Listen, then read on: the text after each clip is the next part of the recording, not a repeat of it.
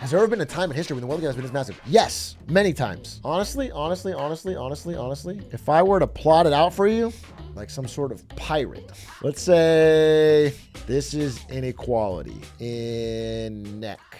And this is time. Generally, over time, inequality rises and rises and rises just by default. And then the few times it dips have been around famines, plagues, wars. Basically, anytime, and then it goes up again, and then there's a war. And then it goes famine, and then it goes up. That is when inequality drops because it causes so much societal unrest that shit gets rethought. And the main thing that matters, let's show you an exact period of time. World War II. It's so pivotal for our modern lives right now. Inequality rising. World War II shakes up the whole world. It's the biggest reason why our lives are the way they are, or they were for the time I remember, really. Europe, which is where a lot of the wealth was, is completely destroyed. Huge shakeup in wealth inequality. Taxes are raised to pay for all of the war. So top tax rates go to like 80, 90%, massive tax rates. And then coming out of the war in like the 50s to, let's say, the 80s.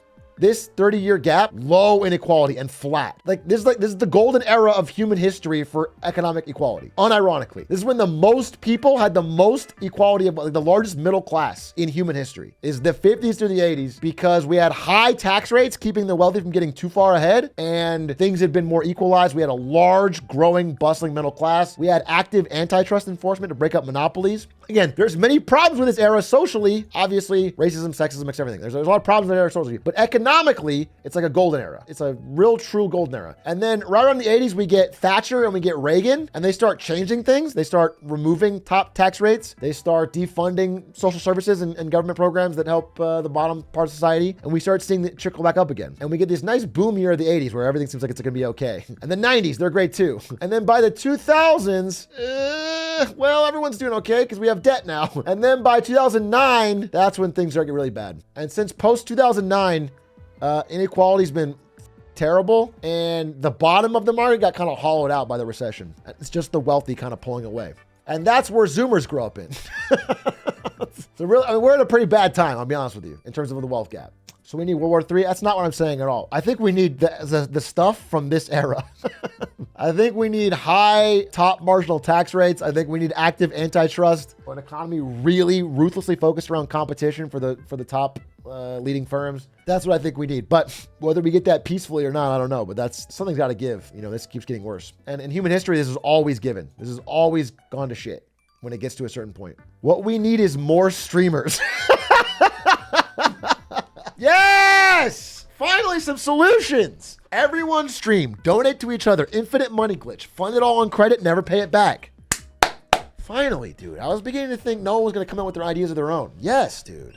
I'm actually loving this idea. Everyone should be a streamer. It's infinite money. It's free.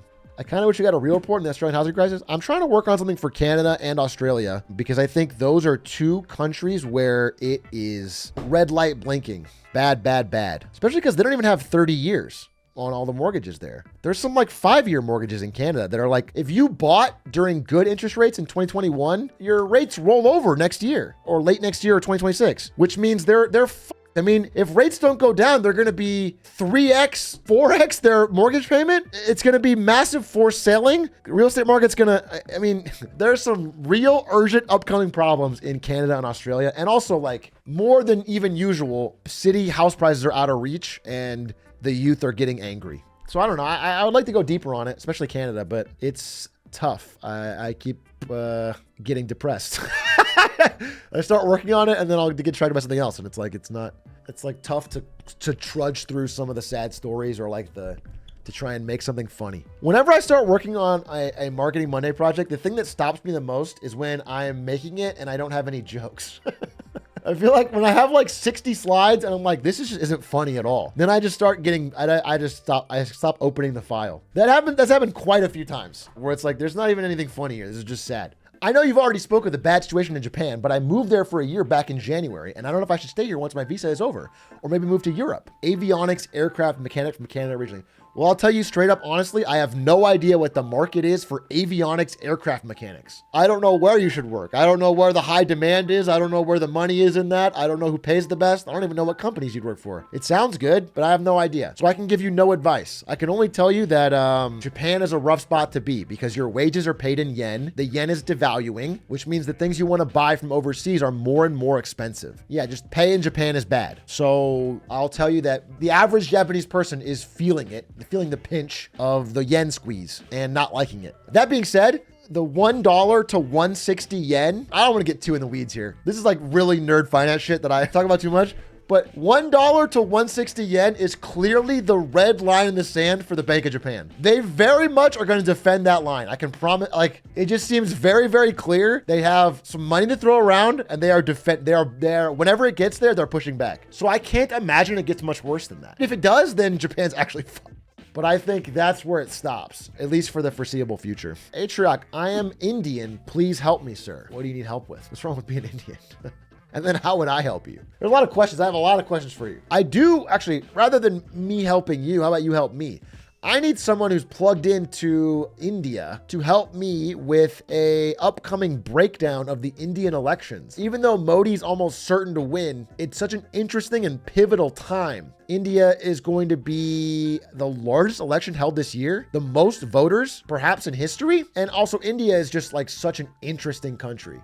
It's so pivotal for the next couple decades. There's a lot at stake and I want to learn more about it. India is a country I really want to learn more about, honestly. I'm already an investor, disclosure, in the Nifty 50, which has done pretty well. I am a believer that India is going to have an incredible next 20 years, but battle report?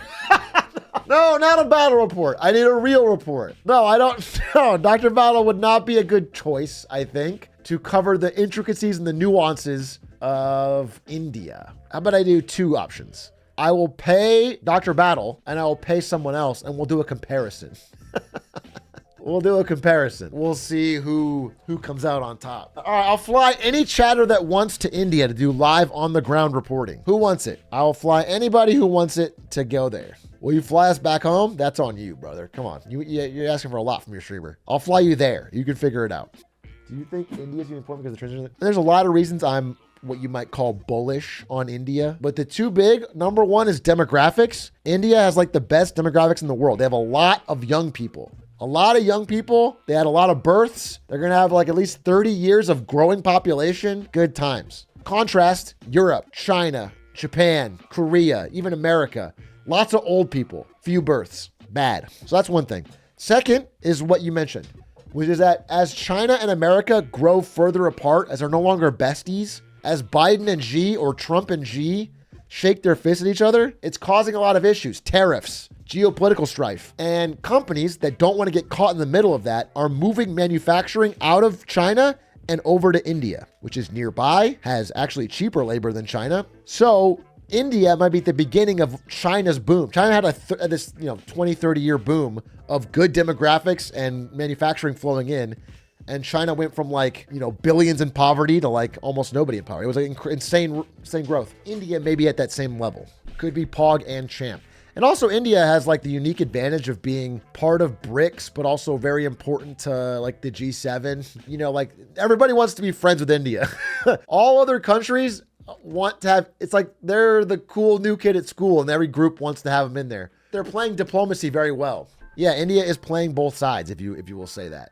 They trade with everybody. I'm positive on India, even though, like any developing economy, they have a lot of corruption. There's problems there for sure, but I just think they have a lot of wins in their sails. Thoughts on African macroeconomics? I'll be honest with you, not particularly well versed. They have amazing demographics, but they are so far down the economic ladder that it's very hard for them to capture any of the value of the things that created there, or really the raw materials that are taken there and shipped elsewhere.